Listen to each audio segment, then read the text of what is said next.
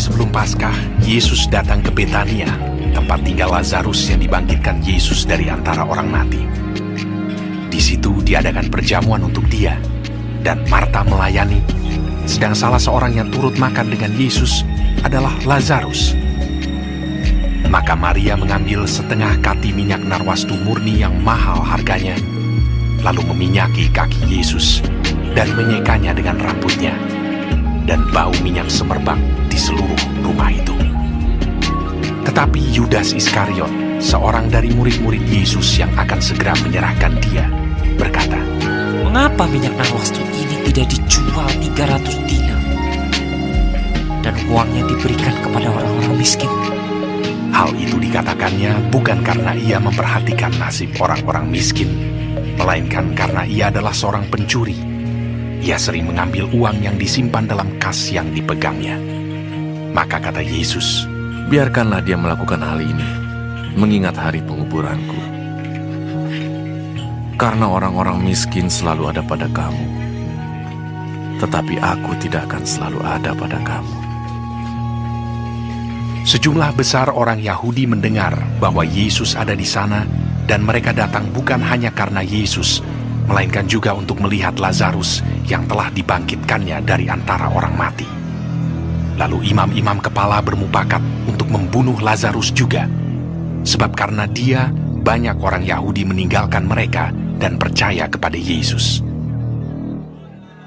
Keesokan harinya, ketika orang banyak yang datang merayakan pesta mendengar bahwa Yesus sedang di tengah jalan menuju Yerusalem, mereka mengambil daun-daun palem dan pergi menyongsong dia sambil berseru-seru, "Hosana! Diberkatilah dia yang datang dalam nama Tuhan, Raja Israel." Yesus menemukan seekor keledai muda, lalu ia naik ke atasnya. Seperti ada tertulis, "Jangan takut, hai Putri Sion. Lihatlah, Rajamu datang, duduk di atas seekor anak keledai." Mula-mula murid-murid Yesus tidak mengerti akan hal itu. Tetapi sesudah Yesus dimuliakan, teringatlah mereka bahwa nas itu mengenai dia, dan bahwa mereka telah melakukannya juga untuk dia. Orang banyak yang bersama-sama dengan dia ketika ia memanggil Lazarus keluar dari kubur dan membangkitkannya dari antara orang mati, memberi kesaksian tentang dia. Sebab itu, orang banyak itu pergi menyongsong dia, karena mereka mendengar bahwa ia yang membuat mujizat itu. Maka kata orang-orang Farisi seorang kepada yang lain, "Kamu lihat sendiri bahwa kamu sama sekali tidak berhasil. Lihatlah, seluruh dunia datang mengikuti dia." Di antara mereka yang berangkat untuk beribadah pada hari raya itu, terdapat beberapa orang Yunani. Orang-orang itu pergi kepada Filipus yang berasal dari Betsaida di Galilea, lalu berkata kepadanya, "Tuan, kami ingin bertemu dengan Yesus." Filipus pergi memberitahukannya kepada Andreas. Andreas dan Filipus menyampaikannya pula kepada Yesus. Tetapi Yesus menjawab mereka, katanya, "Telah tiba saatnya Anak Manusia dimuliakan. Aku berkata kepadamu, sesungguhnya jikalau biji gandum tidak jatuh ke dalam tanah dan mati, ia tetap satu biji saja. Tetapi jika ia mati, ia akan menghasilkan banyak buah. Barang siapa mencintai nyawanya, ia akan kehilangan nyawanya. Tetapi barang siapa tidak mencintai nyawanya di dunia ini, ia akan memeliharanya untuk hidup yang kekal. Barang siapa melayani aku, ia harus mengikut aku, dan di mana aku berada, di situ pun pelayanku akan berada. Barang siapa melayani aku, ia akan dihormati Bapa." Sekarang jiwaku terharu, dan apakah yang akan kukatakan? Bapa, selamatkanlah aku dari saat ini. Tidak, sebab untuk itulah aku datang ke dalam saat ini.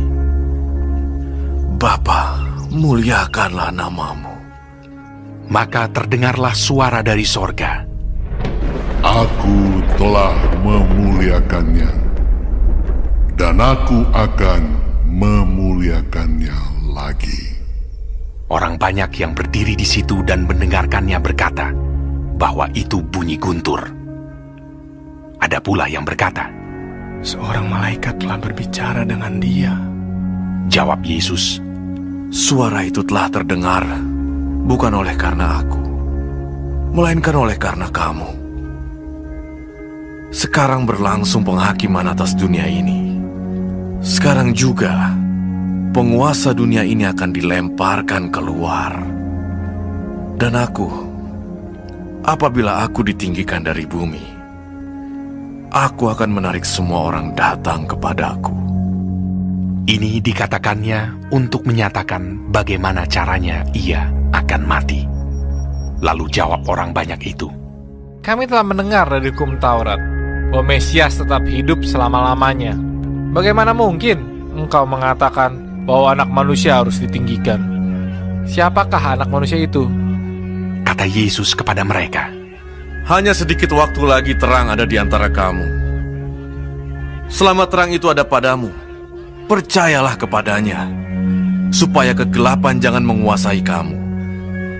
Barang siapa berjalan dalam kegelapan, ia tidak tahu kemana ia pergi. Percayalah kepada terang itu, selama terang itu ada padamu, supaya kamu menjadi anak-anak terang. Sesudah berkata demikian, Yesus pergi bersembunyi dari antara mereka.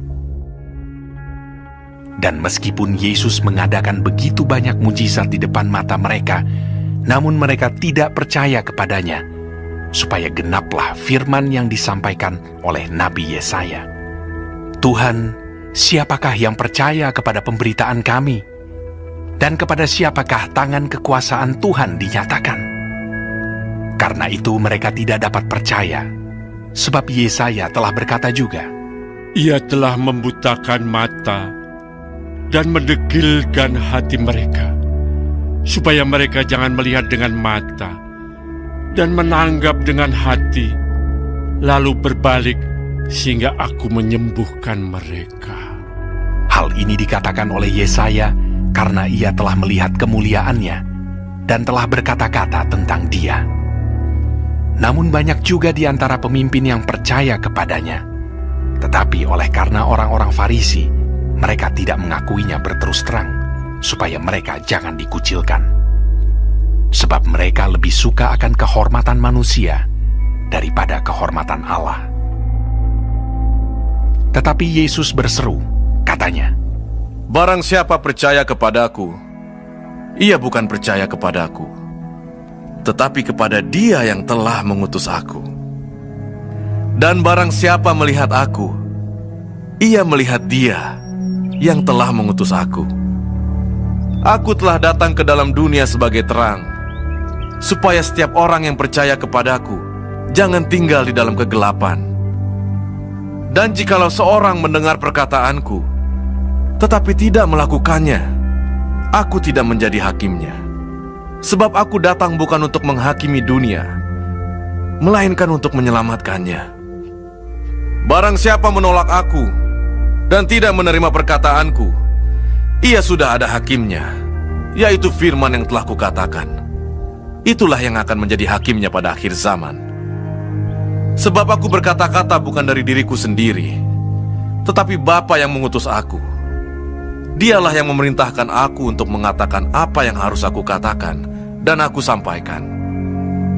Dan aku tahu bahwa perintahnya itu adalah hidup yang kekal.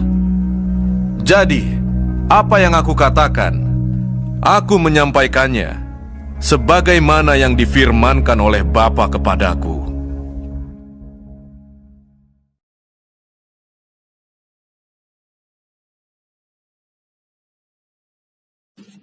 Shalom semua jemaat Tuhan. Kembali kita di dalam pendalaman Alkitab Clear Sight. Sekarang kita sudah memasuki kitab Yohanes 12. Tuhan Yesus memberkati.